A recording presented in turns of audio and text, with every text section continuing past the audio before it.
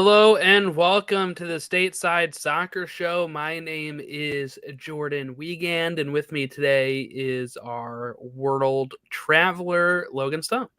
I thought you said Wordle Traveler, and I was like, what is a Wordle Traveler? That That's sounds where fun. you play Wordle as you travel.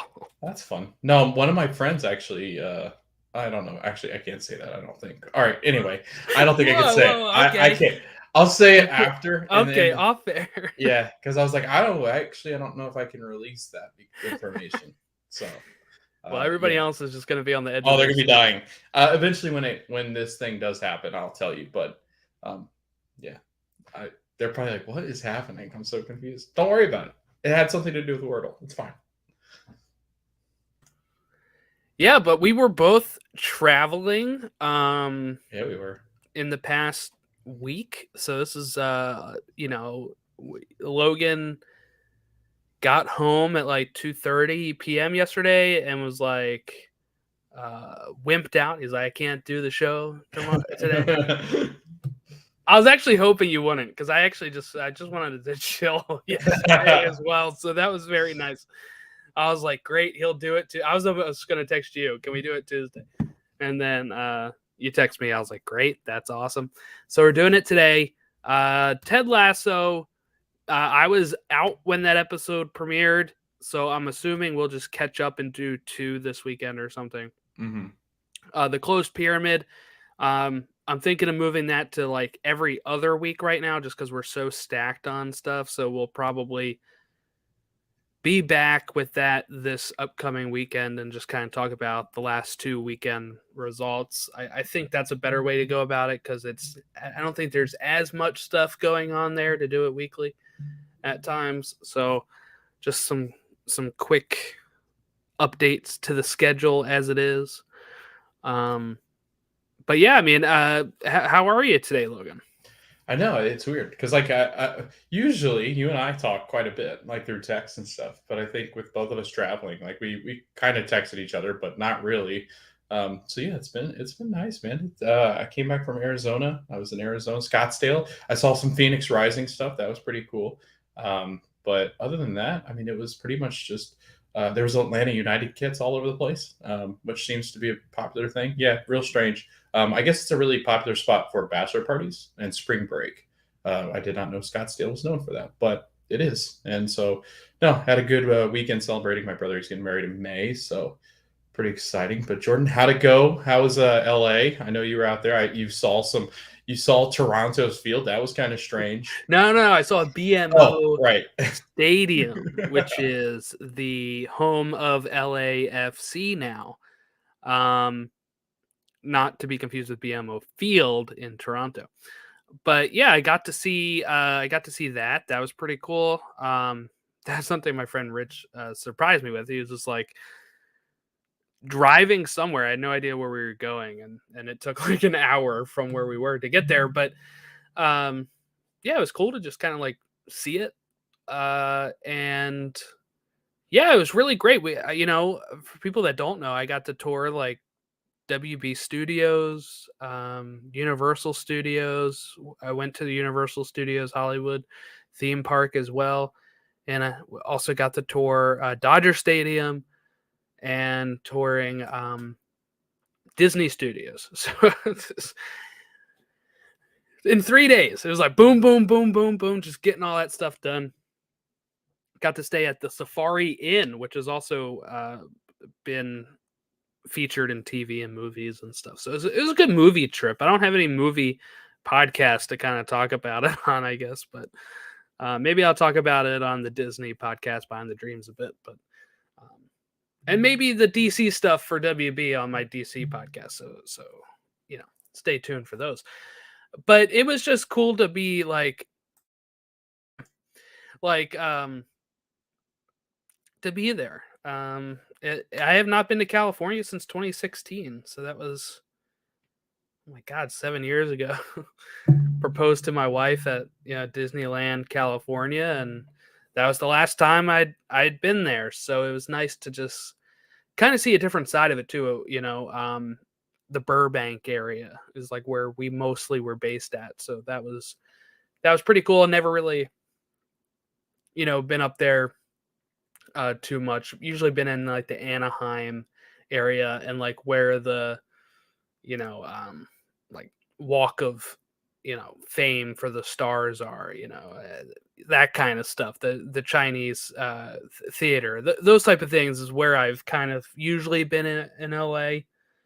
So it's nice to kind of see a whole different side of it, and felt like we were seeing some like cool history stuff with different studios and all that. So, but that does mean I did not get to watch like any of the games on like the midweek games, like the Open Cup, which I did not get to see. But Saturday, I was also at my parents' house. I didn't even get to really watch too many of these games. I was like eagerly following along with the score lines, which were some big stuff to talk about. We also got some U.S. men's national team stuff, and I think we'll just preview next week. Today, I don't know if we're going to have time to do a midweek episode per se this week, just because we're already doing this on a Tuesday. So I think we'll try to cover as much as we can today. But yeah, so some big storylines that have happened. One, USA have scored 7 goals away from home for the first time ever when they beat Grenada in the CONCACAF Nations League. We had the Stateside Soccer Show Derby, which was Orlando at Philadelphia, which I'm glad I was not covering that day, because that was a really bad result for Philadelphia, because they continue to underperform. Orlando somehow figures out how to score goals away from home, and that's where how they win the game.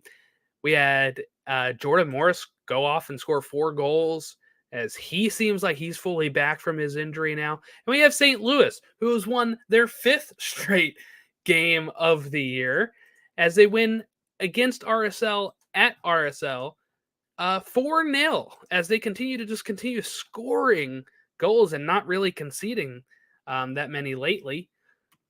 So that was a big storyline. LAFC won again. Minnesota continued to like draw and do well without Reynoso.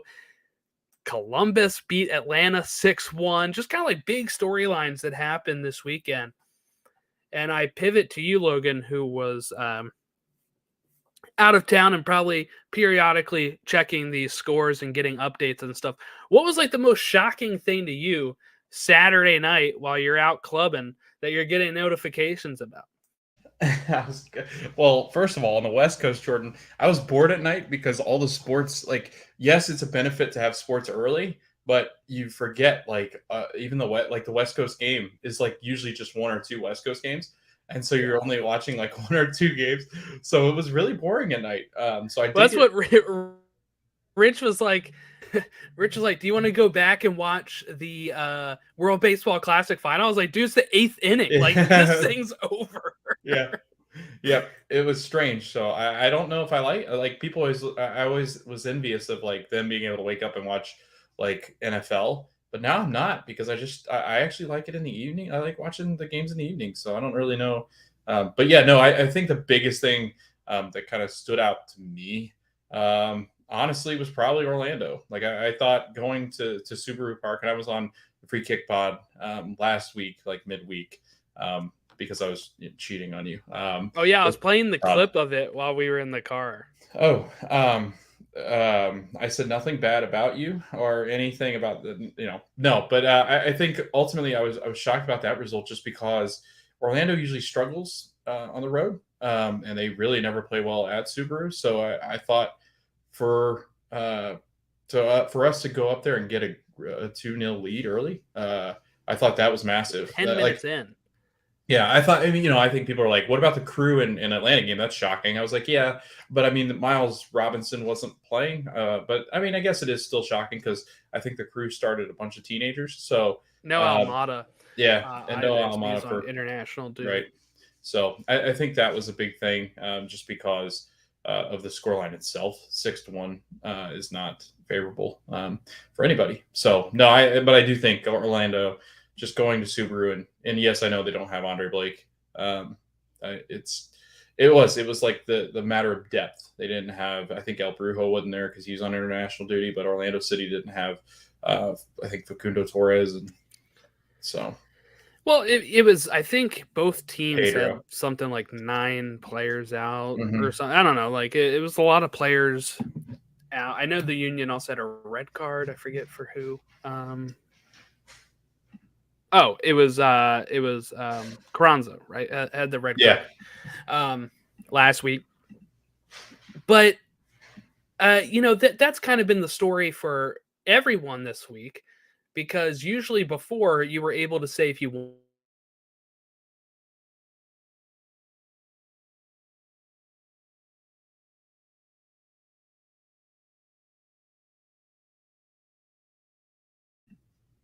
You're frozen. Oh. Jordan is frozen.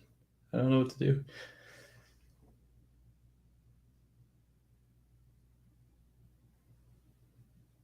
Are you back?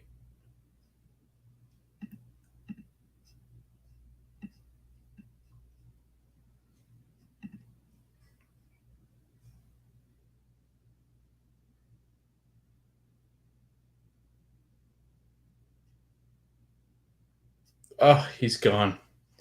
Good. I've taken over. This is great.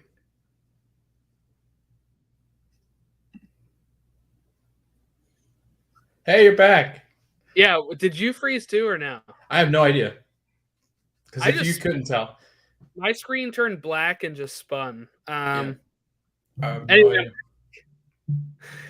I kind of was like the Union's backline there, non-existent for a while, but it was every team is kind of going through this, and since the Leagues Cup is happening this year, has to everyone has to play during these international weeks now. So before you would only get like a couple games this week. Hmm. I think it's fine to play through international windows. It just kind of sucks when some of these games might mean a lot, right? And like Atlanta had to go out there without pretty much the MVP of the league this early in the season, and they get absolutely slaughtered 6-1 to the Crew. Now they probably still shouldn't have lost that much, right? But it kind of is what it is.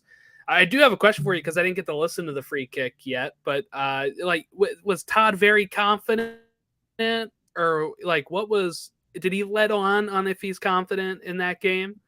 Yeah, so he said he goes, I don't make predictions anymore. So and he said, Logan, you can if you want. But he was confident that with the depth that the Union should grab the 3 points against Orlando. And I think because I talked about it. I said Orlando City has really struggled to create any kind of chances, and unless Martino Hayda plays well, then it's not going to go well. Well, he did play Goal and well. assist 10 minutes in, right? I mean, So yeah, but yes, Todd was like, I think with our depth, and it was funny because he had mentioned Andres Pereira. Like we had obviously a mhm. conversation about Andres, and Jim Curtin had said that he was really impressed with Andres. That going forward, that he was really impressed with him in the attack as much as he was in the defense, and that he was going to start to see more time in behind some of these midfielders that have just to give some more depth, and with all these matches coming up. But again, it was like we had seen the game, Jordan, before we had even seen the game. It was like they had released a teaser, and Todd and I had seen it, because basically what we had said kind of went and played itself out, except for the fact the Union didn't play well. So Yeah, it's look, I know a lot of Union fans that are online, right? One of them posted, this past weekend. Is it okay to panic now, or are you guys going to tell me to, relax still? And I liked the tweet because I've kind of been thinking things haven't looked right all season, and I know it's only 5 weeks in, but that's kind of been where I sit with it right now. Now, some people didn't like that he said that also because they were like, "Well, I'm going to back the team no matter." It doesn't. It's not a matter of backing the team or not. I back the team. I think all of the Philadelphia Union fans back the team, but it is okay to worry about it because I do think there's something just fundamentally not going right for them this year. Even with Blake in in goal, I think some of the issues with the defense is a little worrying. Some of those issues were happening when Blake was still in there. It's just that Blake would either save it or, I think if Andre Blake started this game, it's probably not 2-0 10 minutes in. It might be 1-0, right? I think there's probably a save that he would be able to come up with, even though I don't really put those 2 goals on Bendik. I put it more on the defense. So the defense really hasn't been the same. I think the offense hasn't really been the same. I think Ura has not really impressed me much even last year. I know he probably put up decent numbers last year, but there's just times where he's kind of invisible, right? Like there's times where he's not really doing anything. There's times I don't know he's on the pitch, right? As a Union fan, you're watching the game, you're like, has Ura even touched the ball? And then sometimes he'll come up with a goal. So that happens. But this year, it's been a little bit more of a struggle for all of the players. It really feels like. So I don't know. I mean, look, I'm not worried about them missing the playoffs. I think they'll finish in the top 9 of the East. That's no problem. But like others have said, I want this team to be kind of firing on all cylinders, so that way when they're in the Champions League, they have a realistic chance of moving on. If they continue to play like this, there's no way they're beating Atlas. There's no way, right? If they continue to play like this. So props to Orlando for scoring. That's kind of been their problems, right? The Union had 26 shots, by the way. 26. 6 on goal. So you're talking about 20 that are off goal, right? To Orlando's 12 and 4 on goal. So they had better there. They had better possession, Orlando. So, we kind of always talked about at the first 4 weeks how Orlando hasn't really scored that many goals. And they haven't still, right? They've scored 5. So 2 of them were that game 5 weeks in.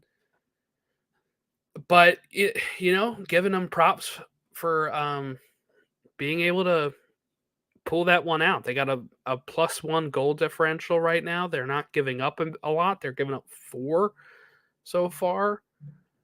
And they sit 4th place. So kind of the perspective of Orlando has kind of changed already in just a week, right? Where they can jump up 3 points. And while they were hanging out by 9th, I think they were last week, they're now all the way up to 4th. So it's kind of like, a big leap up the table there.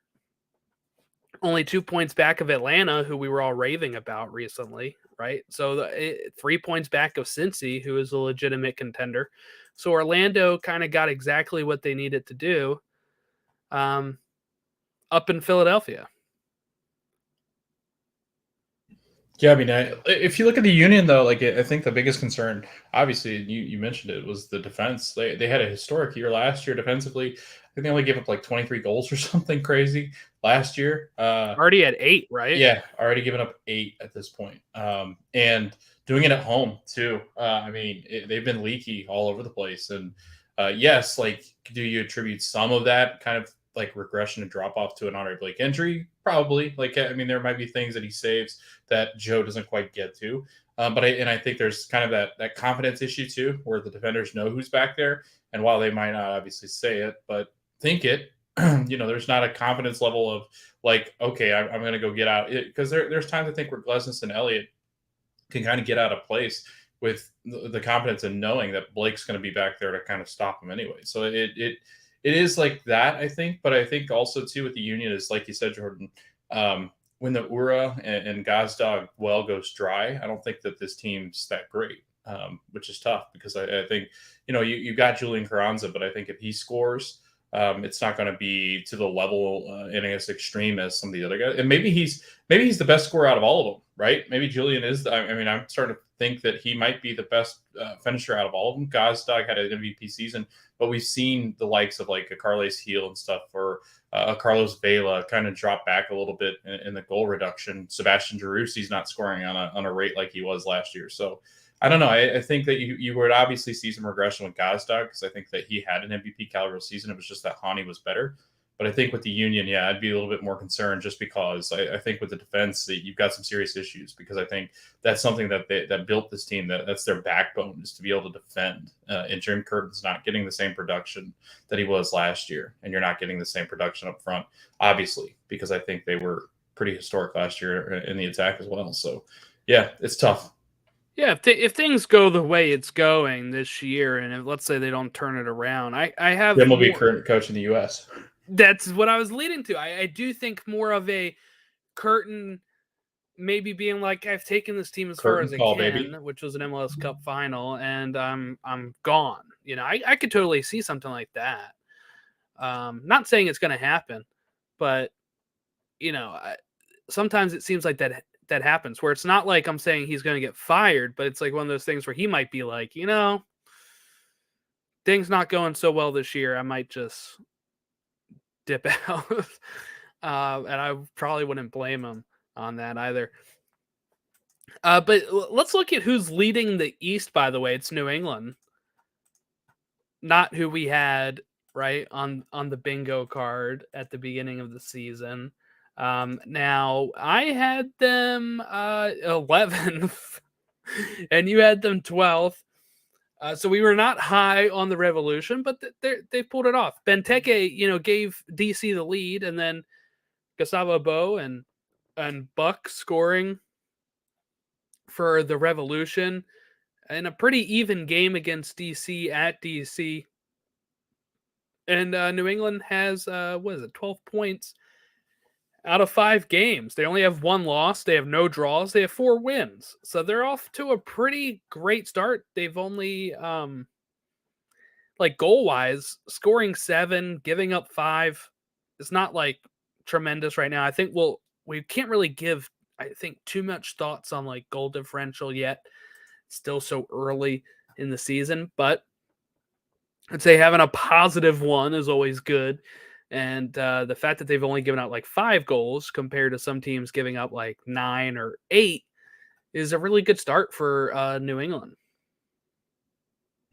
Yeah, I mean, Carlos Heel's back now. He played in that second half and had the leading had the assist that led to the equalizer, I want to say, and then they took the lead and then cleared a ball off the line. I don't know if you saw the highlights, Jordan, but it was nuts. Like they literally cleared the ball off the line and the game was over. It's like, dang, that was close. I'm kind of looking at the Union. I'm kind of looking at the Revolution and the results. They beat a really bad Charlotte team 1-0 in that opener. They then pounced all over the Houston Dynamo. I know some people are higher on the Dynamo because I guess their underlying stats say that, and they played better than I think people thought. They beat them 3-0. They lose 4-0 to LAFC, but I think that was at LA. And then they've got a 1-0 win over Nashville. Nashville's got tendencies to not score at times. They've only scored 4 goals, and we've talked about how much of a problem that can be for Nashville before. And then they beat a DC United, but had to come back to do it. So, yes, I think it's exciting. Noel Buck looks fantastic. The young 17-year-old looks like an absolute breakout star in this league. I think he's going to be phenomenal. And I'm excited to see what is headed, where they're kind of headed. But again, you and I talked about this, Jordan. They're going to have a lot of cushion because I think they're going to lose a lot of players over the summer. And I think Petrovic, who's their goalkeeper, is high on many lists in Europe. So, yes, a great start for the Revolution. Do I think it sustains? I don't think so, just based off of Carles Heel having a hard time staying healthy now. And Gustavo Bo really dependent on him as a goal scorer, which I think he kind of struggles to do at times. So, again, I'm not sold. I think that if they are a playoff team, they're a bottom below 5, I think. But again, if Carles Heel stays healthy, then I think that can kind of push them over. Or if the rest of the East continues to suck like they do. So this just goes to show how wide open the East can yeah, be, right? Like if we're looking at our top 4 of the East right now, it's New England, Cincinnati, Atlanta, Orlando. People didn't really think Atlanta, or I guess we didn't, or some people didn't, right? Think what Atlanta would jump up this great to start the season, right? They're in a top 4 spot. Cincy is somebody that people thought would be there. I think the Revs were one of those teams where people were kind of thinking like, I don't know, they could be good or they could have another down year. It's kind of like people were kind of sour on Bruce Arena, right? And kind of like the aging of the squad and stuff. But they've kind of turned it on. You have Orlando, another team that people thought should be up there. So we're kind of at this point where it's like, the team that everyone thought would be up there, Philly, is not up there right now. People uh, thought Miami might be better than they are this year. Miami's hovering around 9, right? But right now, if we're looking at playoff teams, granted, 5 games in, and one thing I really love this year is being able to say all these teams are 5 games in, right? It's not like Yeah, this team's played there's 3, just this team's one played team 5, now. this Yeah, team's played like the only reason or we like have an 4 teams. unequal Yeah, amount in the West is because of the storm. yeah, Otherwise, everyone would be kind of on, except for like I guess the teams that play. There are some teams that have played 4 just because of the uneven number of teams, yeah. I think but Montreal is the only Montreal one. and Chicago. Yeah, But mostly, right? right. Everyone is kind of like it's closer. It's not like I've played 2, you've played 7 for some reason, you know. But here's the playoff teams: New England, Cincinnati, Atlanta, Orlando, Columbus, Nashville, NYCFC, Philadelphia, and Miami. Those are your playoff teams as it currently stands. Now, of course, there's teams like Toronto, New York that also have 6 points, just kind of lower due to the tiebreakers. They sit 10 and 11th right now. They have Chicago, DC, Charlotte, Montreal. I think the thing that most people are going to be shocked at is how bad Charlotte has been to start the season. They've been able to get 4 points, but there was a while where they had like 0, right? Or 1. Charlotte got a point again this week against the Red Bulls in a game that was um, saw Charlotte come back due to an own goal as New York scored in the 43rd minute and 74th minute. Charlotte get an own goal, but they had way more possession. They had 74% possession as the Red Bulls had 26, but the Red Bulls still had 9 shots on goal. 9 shots, 6 of those on goal, while Charlotte had 6 shots with only 1 on goal. So Charlotte's still having some problem scoring, right? They beat Orlando right last week. They scored 2 goals then. Everything felt great for them, I'm sure. They go in this week, they get a point. So they're kind of on an upward trajectory, I guess Charlotte is. They had 0 points 2 weeks ago. They have 4 now. But I think they're still kind of the one I expected a regression, but I'm kind of shocked at how much they have regressed, actually.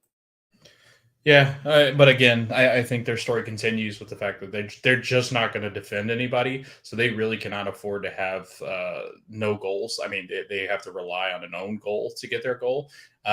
They really did only look impressive against Orlando, and I think they've tightened it up a little bit, but then again, the Red Bull aren't really scoring anyway, so it's tough to kind of gauge on this match just because in a lot of these international windows like this are going to be like that, just because a lot of the players are missing. So it's kind of a toss up. But I think we're still back into this story of just they haven't really figured out how to play Swiderski and Kopetti together. Swiderski scored in the Euro qualification.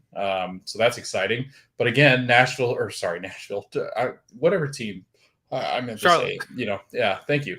Good Lord, I've done this like 3 times now. I called the Union or the Reds. Anyway, I think with Swiderski scoring, that's exciting. But they haven't figured out if they need to play Kopetti as a 9 and then Swiderski as like a second 9 or kind of in behind where it's almost like a 9 and 10 playing, that similar midfield position or whatever it might be. It's definitely not on the wing, and that's kind of where they happen. But again, I've been impressed with the way that Vargas has played. Young kid, finally starting to play for his worth. Had a nice goal against Orlando that came off a deflection, but I thought he looked pretty decent in that match.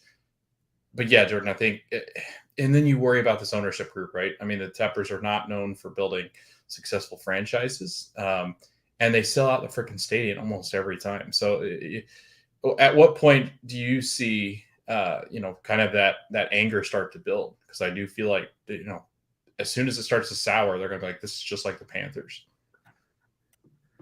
Well, I think it may take a few seasons, right? Yeah. I mean, if we're looking at today, like they're only 2 points off of a playoff spot. They can still conceivably turn this thing around. That's like one win. All they got to do is face the Union. They're probably shooting up the standings a bit here, but that's something that can. I would say as long as they're like close, I think that they'll probably be like feeling. I think the fans will be feeling pretty good. Like, oh, okay, yeah, it's not going as well as St. Louis. I think the St. Louis thing hurts Charlotte a bit here because Charlotte came in, immediately had the circus with their manager saying that they're screwed and he gets fired, right? And then it seems like most of the veterans didn't like him. And then they come in and they start doing well and they like just miss out on, kind of making a run. Well, this year, I think you're like, so I think last year, like, okay, it's kind of fine. First year, not bad. Then you come in and you see St. Louis have 5 straight wins to break an MLS record and scoring goals for fun. And you're probably thinking, all right, why couldn't we have done that? Right? Like, like why, what made them so much? Why didn't we prepare ourselves better? Right? And if St. Louis goes on and has like a really great season, I'm talking Supporter Shield, MLS Cup, making a huge run in the playoffs. I think at that point, Charlotte fans would be kind of more sour, especially if they end up missing out on the playoffs. I think if they were just continuing to build what they worked on and you didn't have a new expansion team come in and just completely steal thunder the way St. Louis has, I think they'd probably be feeling a little better, right? I think they'd be like, okay, we're only 2 points from a playoff spot right now. We had a slow start to the season. We're going to be fine. Question of, okay, we're benching Swiderski, right? We're putting Copetti, who it sounds like might have behavioral issues. And, like there's just stuff where there's some stuff there, right? I think they'll probably be fine. Mostly, I think the fan base. I think next year, if they continue to kind of not let's say they missed the playoffs this year and they missed the playoffs next year, I'm thinking then, of course, you'll start seeing less sellouts, less 60,000 people there. You're going to start seeing more complaints, I think. But I say right now, the fans are probably still feeling pretty good. It sucks that they had such a slow start to the season. But the fact that they've now got 4 points out of 6, I think they probably feel better. So what do you like if you're looking at Charlotte and then you're looking at Austin? So Charlotte's in its second year, Austin's in its third. Which one do you think fans have felt more disappointed by? Oh, fans have definitely felt more disappointed by Austin. They were pissed year one, right? Like That's true. They were like wolfed out 3 games into the season. That's true. But I think it's just the way that the fan bases are. You have different fan bases, of course, over, I think mostly, if I'm going to be general here, I think most fans are the same, right? I think most fans are the same. You'll have football players, soccer players that'll be like, I play for the best fans. And you know what? They'll be like, they show up to games and they cheer me on. I'm like, well, most do, right? Like most fans do those things, right? They watch the games, they buy the jerseys, they go see the games at the stadium. There are some fan bases that go take it the extra step, right?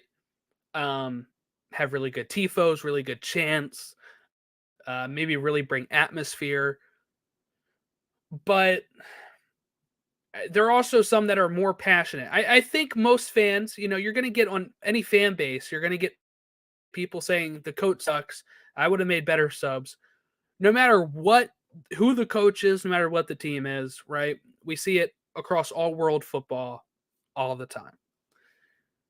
But I do think, just from like my interactions with Charlotte fans compared to my interactions with Austin fans are more passionate at that level of, we expect more.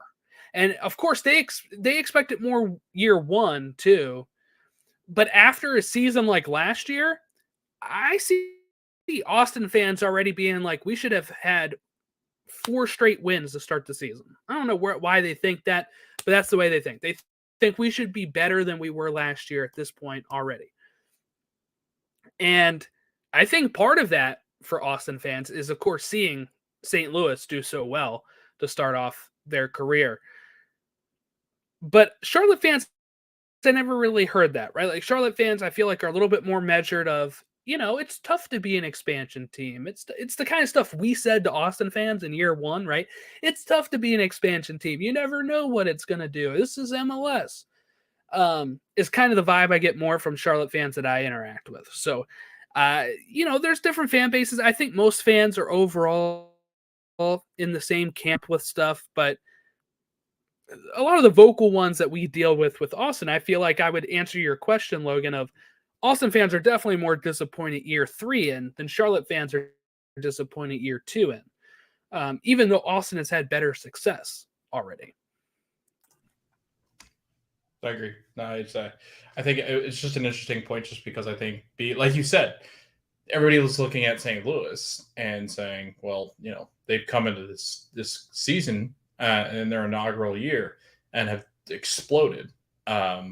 But I think, like you had alluded to it before, is teams are going to start to look to prepare differently than they have maybe in the past, because I think St. Louis did a really nice job, had St. Louis 2, an academy kind of team, and they used them to really prepare the guys for MLS. And I think Austin and Charlotte struggle in the sense that they're just they're so unpredictable, because they've not had that kind of success where they've built this team or these teams based off of experience in the past with guys from USL, or with I think playing against some of this MLS talent too. So it's interesting. I just want to get your thoughts on it, because I think Austin, I mean, you're looking at Austin and you're going, man, I think if you're looking up and down the table, I would say, especially on the Western side, they're the biggest disappointment so far.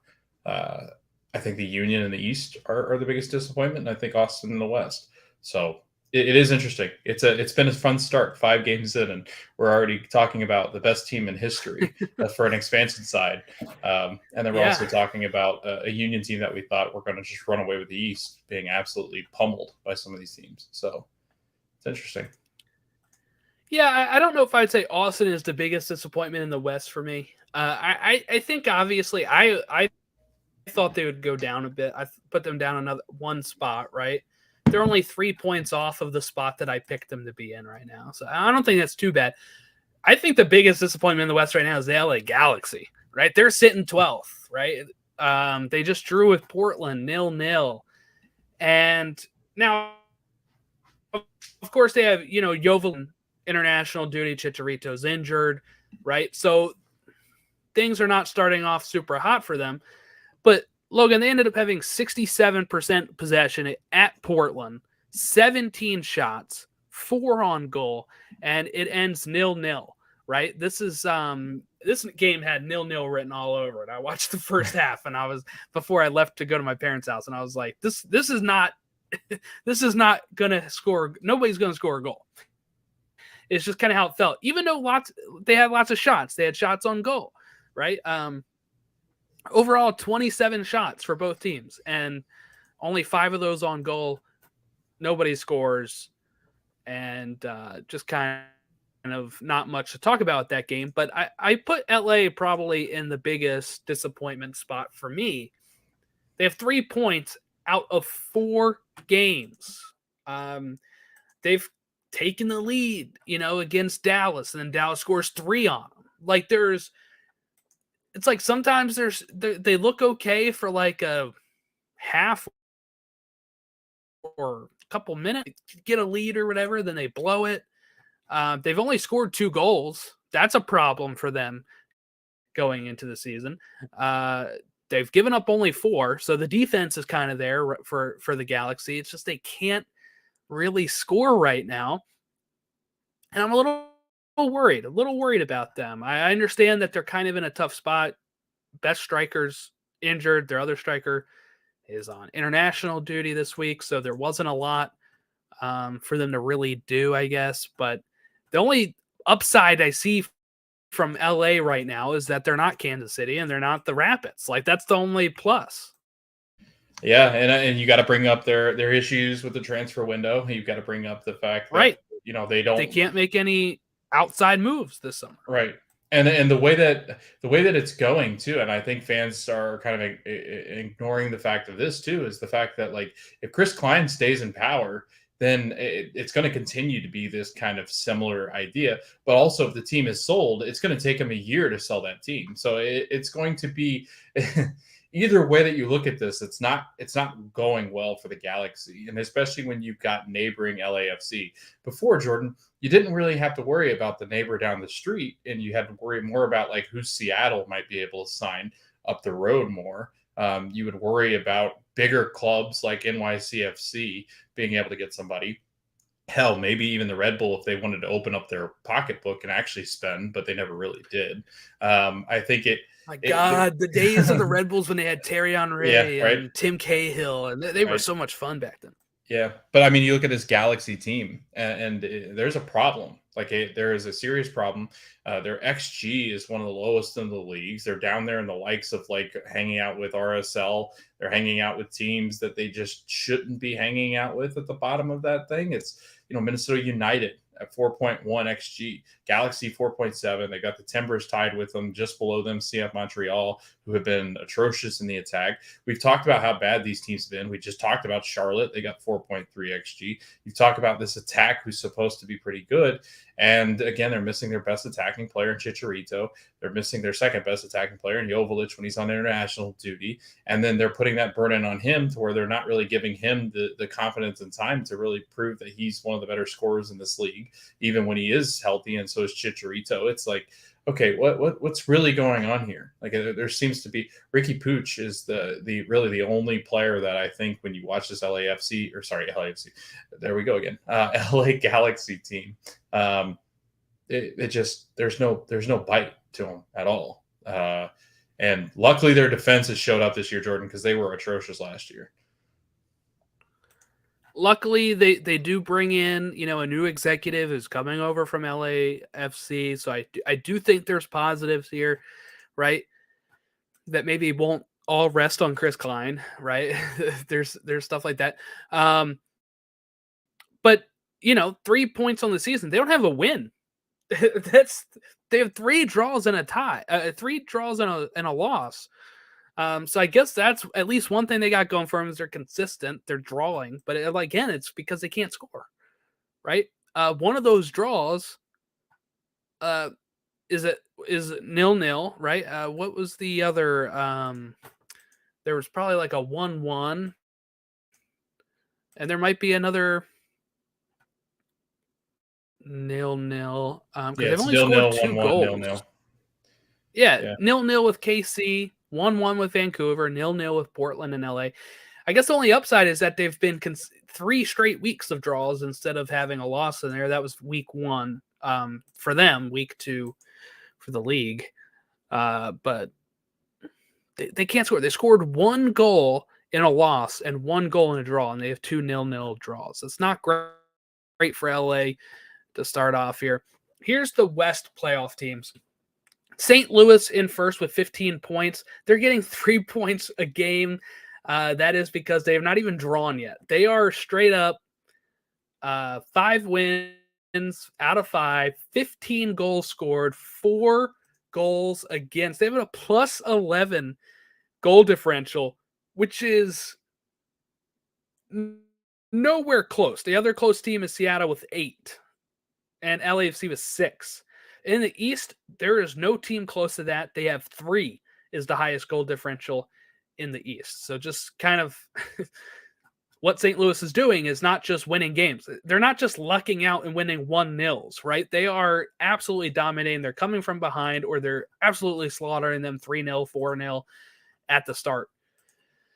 Seattle in second with 10 points, 8 goal differential. Seattle's only given up 2 goals. As well. They have 3 wins, a draw, and a loss. LAFC in third with 10 points. They've only played 4 games, though, so they have a chance to kind of leapfrog Seattle. They've scored 9. They've only given up 3.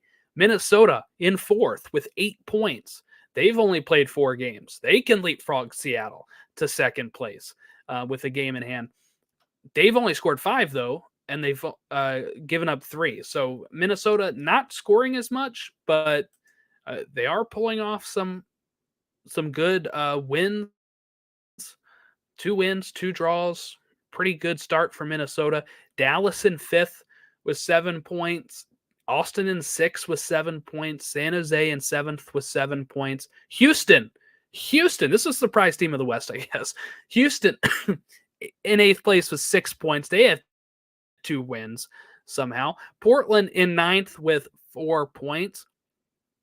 And that's your playoff teams.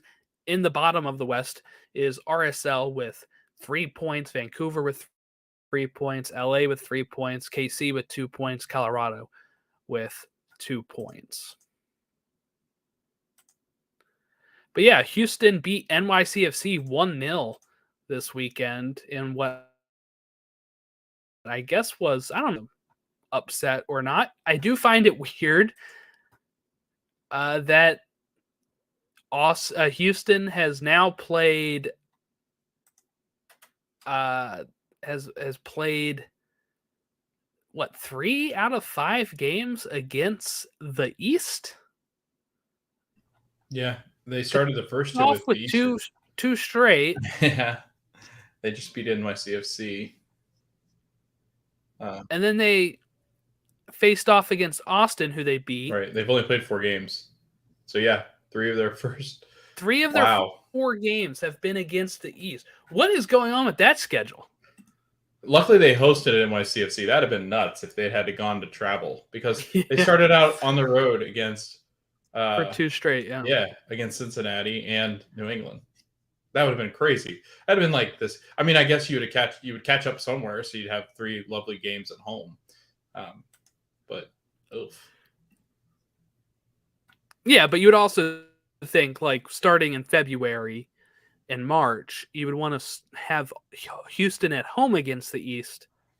Yeah. In case of delays, instead of playing in the East to start off. But that's true. Whatever.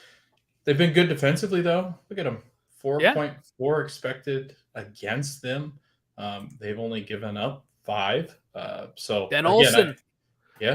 It's been. I think their attack's gonna struggle, just because I think Sebastian Ferreira is not really the person that they need up top. So I think they're going to have some work to do up top and score. But Hector Herrera's played better, so that's been key, and they're kind of, I guess, surprising all the pundits.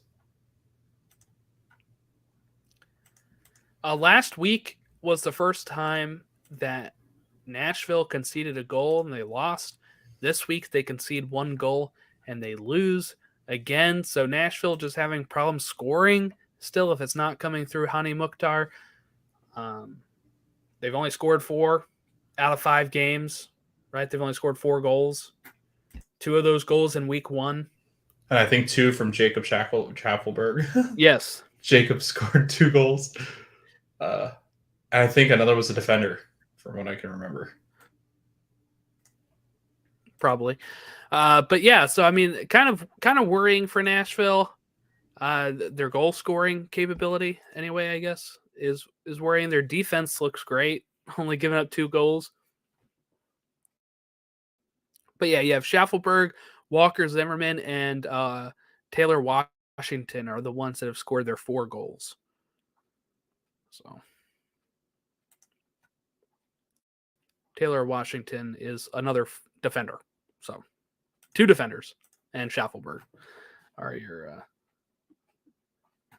goal scorers. All right, let's run through some of these results. I guess we looked at the table. We did all of that. Portland, LA was 0-0. Like I said, Charlotte, New York was 1-1. Columbus 6 over Atlanta 1. Goal scorers for the Crew was Morris scoring in the 14th minute, Ramirez scoring in the 47th and 64th, Quinton scoring in the 51st, Russell Rowe scoring in the 68th, and Arfston scoring in the 90+1. Brooks Lennon scoring for Atlanta in the 71st minute when it was already 5-0. So not great for Atlanta there. That was in Columbus, though, so a pretty big swing. It sucks for Atlanta when they just won like 5-1, right, or 5-2, to like have that goal differential go immediately away, pretty much with this game. New England beat DC 2-1. We talked about that. Chicago beat Miami 3-2. That's for our buddy Andrew. Chris Mueller scoring 30 minutes in. Negri scoring for Miami in the 45th +3 to make it 1-1 at the half. Oh, sorry, 2-1 at the half because Tehran scored in the 38th minute.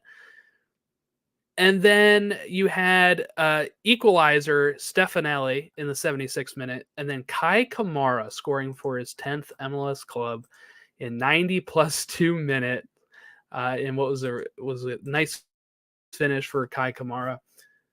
Huge story for Kai Kamara, but that gives them their first win of the season for Chicago. They jump up from 2 points to 5 points, so they were bottom of the East, really, if you looked at where they would have sat with 3 points if it finished as a draw, and they jump all the way up to 12th, only 1 point back of a playoff spot, the Fire, and they're only 1 point behind Miami, who sits in that last playoff spot. Miami is a team we thought would be better where they were, and the last 2 weeks they've kind of struggled. Austin drew with Colorado 1-1. Lots of frustration for Austin fans there. Houston beat MICFC 1-0, as we just said. Seattle beat KC 4-1 as Kansas City finally scored again. And I think they scored first, actually. That was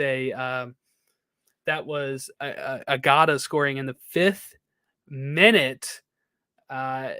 Then when it is 2-1 after Jordan Morris scored in the 23rd and 54th minute, Ben Sweat gets a red card, and then Jordan Morris scores again in the 69th, nice, and 77th minute. Jordan Morris, 4 goals. He looks like the Jordan Morris of old. I think he's got to be leading the Golden Boot at this point. Minnesota drew with Vancouver 1-1 as they get a late equalizer. Cincinnati edges out Nashville 1-0. St. Louis beat Salt Lake 4-0, as we just said. LAFC beat Dallas 2-1. And then San Jose and Toronto drew for a 0-0 result. And yes, Jordan Morris has 7 goals on the season, which is 2 more than Klaus on St. Louis. USA beat Granada 7-1 on Friday. That was a pretty big result. If we look at the Open Cup, Ocean City Nor'easters beat Westchester 3-1. Inter San Francisco loses to El Farolito 3-0. Appalachian faced off against NC Fusion. They finished 2-2, but Appalachian moves on penalties. Club de Leon B loses to Nona. My mom would like that. That's what she goes by for my nephews. Manhattan beat FC Motown 2-1. Beeman United loses to Des Moines 3-0. Chicago House Athletic beat Bavarian United 1-0. Tulsa beat Brazos Valley 1-0. UDA Soccer beat Park City 1-0. Project 510 loses to XF Crossfire. Don't know who they are. That's 3-0. And Capo FC beat VC Fusion 4-1. On Thursday, Armada under 23s beat Miami United on penalty kicks. Cleveland beats Lions Bridge 1-0. And Lansdowne beats Hartford City 2-1. Some great names in there. USB El Salvador 1-0 at Exploria Stadium, which is the they've not ever lost there at Exploria, so that's pretty big. So there you go. USA move on to the semifinals of the CONCACAF Nations League. All right, let's preview the upcoming weekend fixtures. It's time for the Match of the Week preview. was much lower than it usually is. That was pretty good, right? That didn't blow my ears out. I didn't cry that time, so that's good. So on April 1st, these are no joke, by the way. We have Atlanta United hosting New York Red Bulls at 7:30. Cincinnati hosting Miami at 7:30. That one is free on Apple TV. Columbus hosting Salt Lake at 7:30. LA Galaxy hosting Seattle at 7:30. That one's free and also on Fox. New England hosting NYCFC on Apple TV. That's also free. Orlando hosting Nashville at 7:30. The Union hosting SKC at 7:30. Look, this might be a game where nobody scores. SKC. It might be a 0-0. Toronto, Charlotte, 7:30. That one's free. 8:30, Chicago hosting DC United. Dallas hosting Portland at 8:30. That one's free. St. Louis hosting Minnesota at 8:30. Really interested in that one. Not to spoil anything. Colorado hosting LAFC at 9:30. San Jose hosting Houston at 10:30. That's free. And then Vancouver hosting Montreal at 10:30 as well. Logan, I ask you, what is your pick for match of the week? I feel biased because I've got a couple Orlando City things here, but I've got to go Orlando City versus Nashville. I think it's going to be a fantastic game. It's going to be might be another 0-0. It could be, yeah. It is hosted in Orlando. Nashville haven't really been able to score, neither of Orlando. So, Jordan, you might be right. Or this might be the breakout game for, once again, Martin Ojeda coming off a really good performance against the Union. I thought he looked fantastic in the second half of the Charlotte match. I thought he started to kind of find his footing in that home match against Tigres as well. So it's starting to look up. Facundo Torres hasn't hit the ground running yet. Pedro Gallese will be back as well. So that's always exciting. I think Orlando City, with how well they've been playing defensively, they should be able to kind of keep Nashville in check. But I think these are two top teams in the Eastern Conference right now. So I think it'll be interesting to kind of see how it pans out if Nashville can continue to just grab a goal and eke by and grind out some of these wins, or if Orlando can kind of take hold and start to really find their footing in the attack, because this would be massive against a Nashville team that usually defends pretty well. So interested to see how this pans out. Could be 0-0. Could be a really boring game. But also... I think that's what I'm leaning for. My match of the week, I would love to say Galaxy Seattle, but Galaxy have been so disappointing that I don't think I can say Galaxy Seattle. I'm going to go St. Louis, Minnesota. St. Louis, surprise team, 5 straight wins. Wow. Can they keep it up? They're going to be in St. Louis. There's a chance for them to keep it up. But Minnesota is in 4th place. They've played 4 matches only. They have 8 points. Away from home, they have 2 wins. At home, 2 draws, right? So they haven't lost on the season yet. Away from home, they have 2 wins. That's a pretty big deal. They're going to be away from home. It's the first time these 2 teams will ever face off. I think this could be a really fun match. Really fun match. I'd love to see if St. Louis can get 6 in a row. Like, how long can they go before they even draw? And then will they draw before they lose? That's kind of like a question I have in my head as we go week to week here. Really curious to just see how long this can continue, because we talked to the guys from Ball Watching about it, right? Like, eventually they're going to lose, right? Eventually they're going to draw. Is it this week? I don't know. What's the most that a team has ever started with wins? Do we know that? I think they tied the record for Galaxy. I think they did with 5. Yeah, right? 19. Yeah, I think 1998 Galaxy or 1996 Galaxy. So I think they tied it. Now just need to beat good old Minnesota United. Yeah, that's so another chance at history for St. Louis if they win this. The buck might start there though, Jordan. So yeah, or stop there. Huh? Because the buck might stop there because they play Seattle away the next game.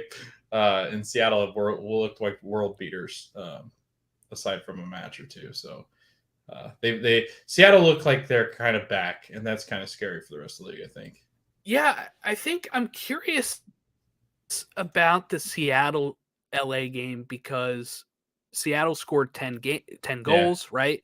LA's only given up 4. LA doesn't score a lot. Seattle doesn't give up a lot. That's feeling like another 0-0 or like possibly Seattle just another 3-0, 4-0 win it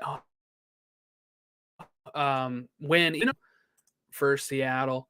That could be they were just away from home when they just completely spanked SKC, right? So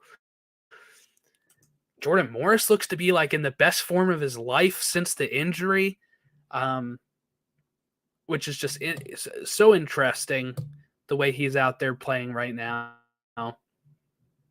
So that has some intrigue in the sense of like, can Seattle, or will it be like a Cincy game where Seattle just doesn't have it, right? Like there's some, like you said, they mostly looked good except for like a game or two. But I'm just wondering if the Galaxy will kind of drag Seattle down to their level for this game. But I don't know. I think if I'm going to be watching a game that's not the Union SKC, which I don't think is going to be a good game at all, it would be St. Louis, Minnesota. I think 8:30. That game, I don't know. It just seems like that should be a fun match. So, anything else before we jump out of here? Anything I missed that we should talk about? No, I think Ricardo Pepi looked fantastic. Had 3 goals, Jordan, against Granada and El Salvador. I thought Christian Pulisic looked really good when he was playing. Brendan Aronson got a goal. Gio Reyna played pretty well. Like it was a good window for this U.S. men's national team. And Florian Balogun. I don't know how to say his last name. At all. Balogun. I think Balogun, right? Yeah, Balogun is how I would say it. But the big time number 9, who is I think only like second or third in La Liga or Liga Un, I think with Mbappe and somebody else. So it's really good. But one of the best strikers, young strikers, ahead of Mbappe. Yeah, lots of intrigue and a lot. He deleted all of his England pictures. Yeah. He was in Orlando. He was here to talk about. Yep. He was here to talk about the possibility. Yep. I know a lot of people were following this. He wasn't at the game yesterday, and then people were like, "See, I told you he doesn't want to be here." And then some people were like, "Well, he's just going back to his club team." And then like there's just all this talk about it. I'm gonna wait until he's cap tied. Is how long I'm gonna wait to celebrate this because, I've been teased before by players like this, so I'm going to wait until it's official. But I think, I know some people are kind of getting ahead of themselves here. Yeah, but I think the way that it's set up, I think if he does decide to play with U.S. men's national team, he has to play with U.S. men's national team because he has to switch because it's like he only has a one-time switch for some reason, which I think probably because I don't know to do because I think he's played with 3 of the teams. He's played with I think it was. I don't want to guess. Nigeria, I think Nigeria, right? Yeah. That's what I thought it was. But then I think it was Nigeria, England, and U.S. And I think when a player plays for 3 teams, they have to once they narrow it down to 2, they can no longer switch because they played for too many. So I think they do. I don't think it matters about cap tying. I think if he decides U.S., I think he has to go. But I don't know the rules. Okay, well, I'll wait until it's official. I'll wait until he's on the field wearing a jersey in the 2026 World Cup. That is when I will celebrate this, all right? Yeah. And everybody's healthy, Jordan. Yeah, so everybody's healthy, except Tyler Adams. Exciting. That's good. Yeah. He just had hamstring surgery. We learned today. Yeah. Should be fine, though. But, yeah, he'll be fine. It's just he's missing the rest of the season. Yeah. For Leeds, I'm sure that's a bit of a blow because they are circling. They did jump. They did up quite a few places just because of a win due to how tight it is in the Premier League right now. So, they might still survive this, and if they do, then we'll still have some U.S. players in the Premier League. That's not Pulisic, so that's nice. Or the Fulham boys, I guess. All right. Well, if you want to give us a follow, we are at Stateside Show on Facebook, Instagram, Twitter. Email us statesideshow@gmail.com. Closed Pyramid will be coming next weekend or this upcoming weekend. Ted Lasso recap for last week and a Ted Lasso recap for tomorrow's episode will be coming probably later in the week or the weekend, as well as we continue to catch up due to us taking vacations. How dare we? So we'll catch up on those things as well. But so stay tuned for those. No midweek episode this week because we just covered the upcoming week tonight, so we don't have to worry about that. But thank you all for watching or listening. We will catch you all next week when we talk about these fun weekend matches.